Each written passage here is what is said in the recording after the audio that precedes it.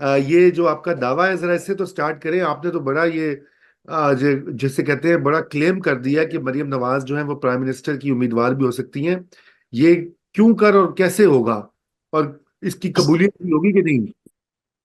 اصل میں یہی قبولیت مقبولیت اور دعوے کی بات نہیں ہے، اصل میں یہ ایک تجزیہ ہے جو کاشف عباسی صاحب کے ساتھ میں اے آر وائی پہ تھا رات، اور انہوں نے ان کا ظاہر اپنا ایک نقطہ نظر ہے کہ نواز شریف نے 10 منٹ 10 سیکنڈ خطاب کیا اور لگتا نہیں کہ وہ چوتھی دفعہ میں وزیر اعظم بننے میں انٹرسٹڈ ہیں، اور وہ اس طرح کی بات کر رہے تھے. تو میں نے کہا کہ یہ آپ کو کس نے کہہ دیا؟ کیا نواز شریف نے کبھی پہلے سے کہا کہ میں وزیر اعظم خود بننا چاہ رہا ہوں؟ یہ ہمیشہ سے دوسرے لوگ بات کرتے ہیں. لیڈر تو لیڈر ہوتا ہے پارٹی کا، اور صحیح. جب اور اب جب پہلی دفعہ ان کے پاس یہ چانس تھا تو انہوں نے شاید حقان عباسی کو بنایا کیونکہ وہ نااہل ہو گئے تھے. دوسری دفعہ بالکل. چانس تھا تو انہوں نے شہباز شریف کو بنا دیا.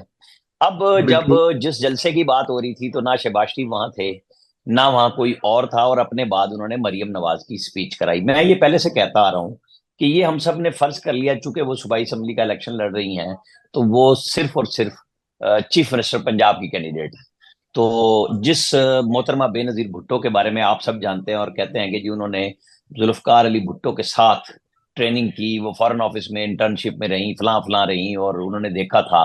تو نواز شریف کے تو 4 سال میں Maryam Nawaz actually P M office میں ہی تھی، پی ایم ہاؤس میں تھی، اور میڈیا سیل وہیں سے آپریٹ کر رہی تھی. تمام اہم میٹنگز میں وہ شریک ہوتی تھی.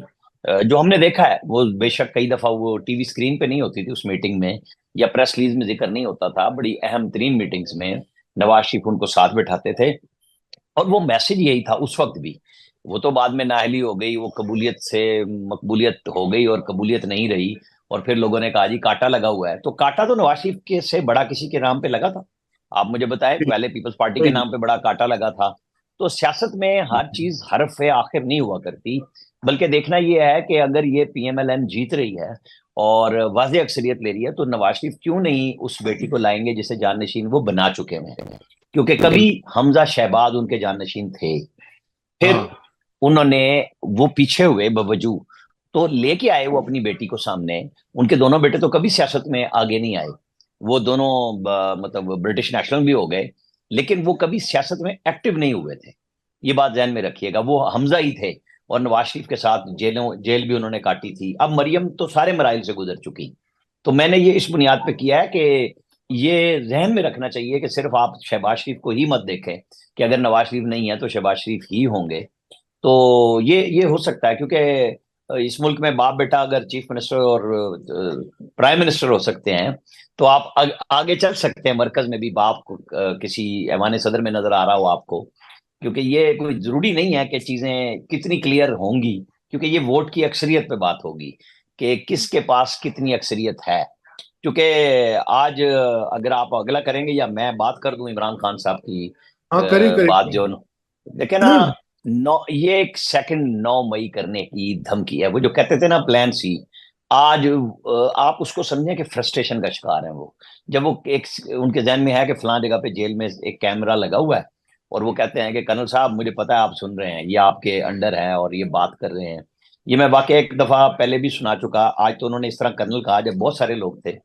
یہ جس دن پہلے دن سائفر میں 3 صحافی تھے اور پھر اس کے بعد کچھ لوگ بٹھائے گئے تھے، تو ایک جو عام آدمی گیا ہوا تھا اس کو انہوں نے کہا کرنل صاحب کس رجمنٹ سے ہیں؟ وہ اتفاق سے میرے آفس اگلے دن آئے، انہوں نے مجھے سٹیمپ اپنی ہتھیلی پہ جیل کی جیسے صحافیوں کو بھی لگا کے، یا کوئی بھی وزٹر جاتا ہے تو یہ نہ ہو کہ قیدیوں میں مکس ہو جائیں، بندہ پھانسی جائے جا کے، تو وہ سٹیمپ لگا کے بھیجتے ہیں. آپ کو تو پتہ خود سول سرونٹ رہے ہیں آپ. تو اس میں وہ لا کے اس نے کہا کہ میں بھائی گیا تھا اور مجھ سے عمران خان نے کہا کہ کس ریجیمنٹ سے ہیں آپ؟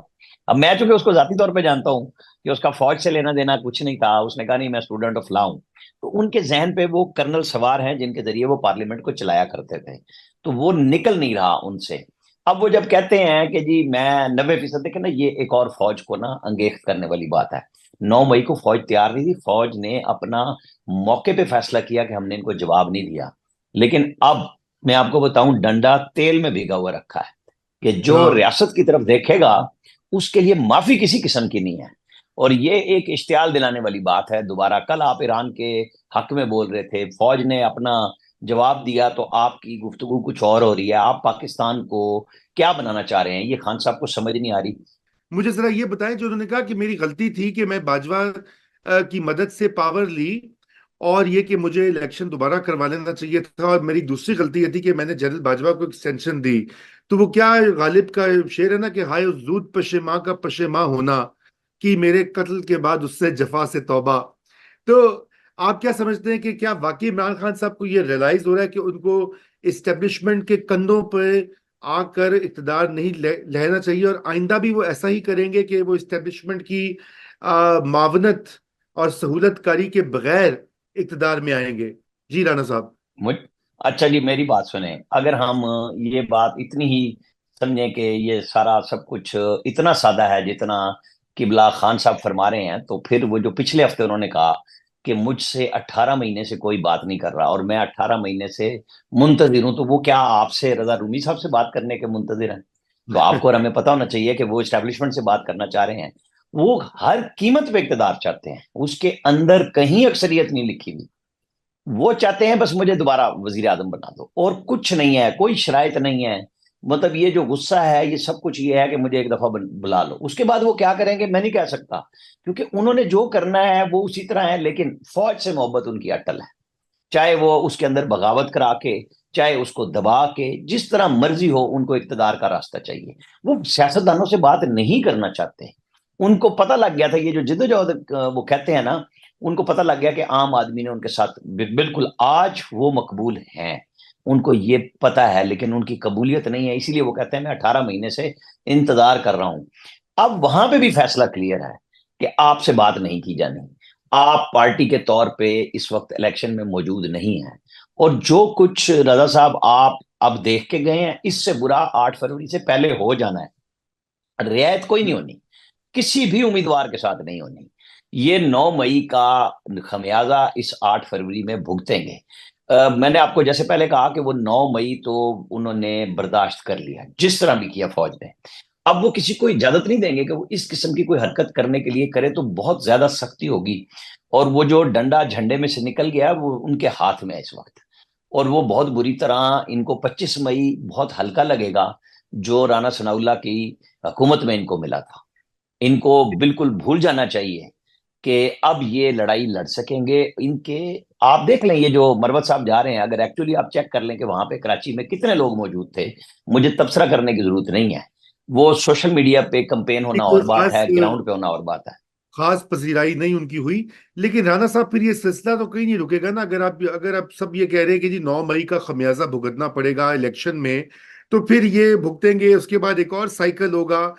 تو یہ سلسلہ کب رکے گا؟ کیونکہ پھر ظاہری بات ہے کہ ہم نے دیکھا کہ نواز شریف صاحب بھی 5 سال کے بعد جو ہے وہ واپس، 5-6 سال کے بعد دوبارہ انہوں نے فیور حاصل کر لی ہے مقتدرہ کی. تو یہ بھی تو ممکن ہے نا کہ عمران خان صاحب بھی 4-5 سال کے بعد دوبارہ سے فیوریٹ ہو جائیں.